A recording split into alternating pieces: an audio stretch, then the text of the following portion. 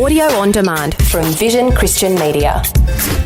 Exploring faith and the future. Neil Johnson and Bible teacher Dr. Kameel Majdali.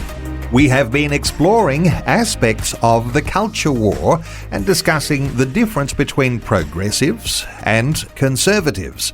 Let's talk some more today about some of the aspects that identify a person who is conservative, Kameel.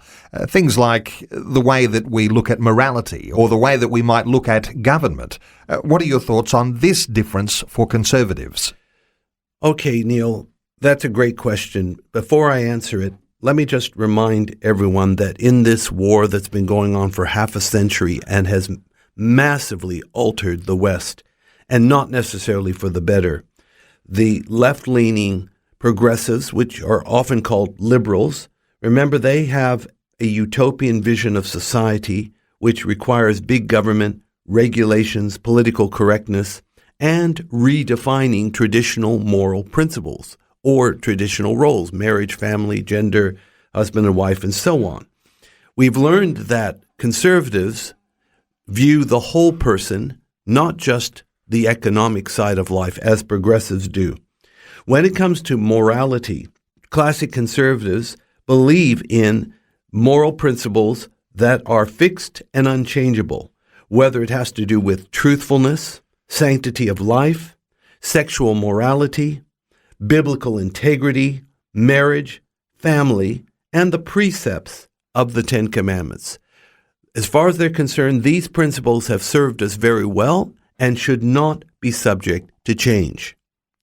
Interestingly, Kameel, when you talk about those sorts of biblical foundations and how they have served us well, there are a lot of people on the conservative side that agree with that and yet might not have the sort of faith that you and I think of as the faith that comes with being a Christian believer. It is possible for people to embrace biblical morality without necessarily being a Christian themselves, because after all, these things have been the underpinning of Western society. It's been eroded, of course, due to 50 years of a culture war, which includes the sexual revolution. And that has altered a lot of things. But yes, it is possible for some people to still embrace these moral principles. However, they would be in the minority. And of course, embracing those moral principles becomes so much easier if the conviction of your heart is that there can be truth that is revealed by God. Because if you don't ultimately have that belief, then really, in some sense, you're not anchored into a particular side, and you perhaps would become vulnerable to change and become more progressive in your attitudes. It is important to see that God is the foundation stone for everything. For example, progressives view government as the source of rights and the like, but we see government not as the source, but God as the source of our life, our liberty, our future, our everything. In other words, human rights, we believe, come from God, not by government fiat. That is a very big different mindset to say from a progressive view.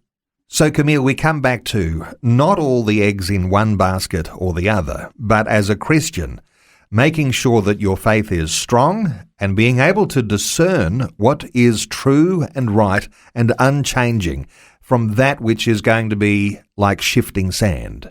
I just like to put it from Matthew 7:25 and 24, I should add. When you do the words of Jesus, you're on an unmovable rock. And I'm telling you, it's the best place to be. Faith and the Future with Neil Johnson and Dr. Kameel Majdali from Teach All Nations.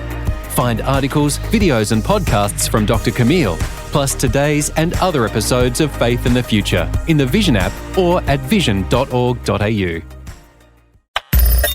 Thanks for taking time to listen to this audio on demand from Vision Christian Media. To find out more about us, go to vision.org.au.